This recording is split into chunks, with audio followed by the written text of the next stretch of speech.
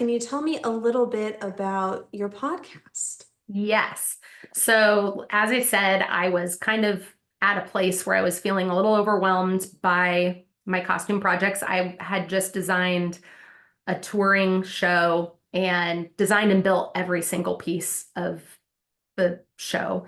And I was tired and overwhelmed. And I think God allowed me to get in that place so that I would see his next thing for me. And he basically I had started listening to podcasts, and there was one particular podcast called the Milk and Honey podcast. And I just felt so encouraged by hearing people's stories. And I realized that every time I heard somebody tell a story about their life, even if I couldn't totally identify with what they were saying, that I felt encouraged. I felt courage in my own walk. And I felt like, wow, this is such a cool medium for God to be able to use to speak to people.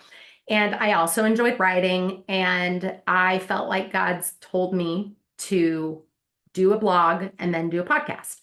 And then this was kind of coming in and around the time when my husband got the Imagineering job. So all of 2019, I basically prepared for my blog.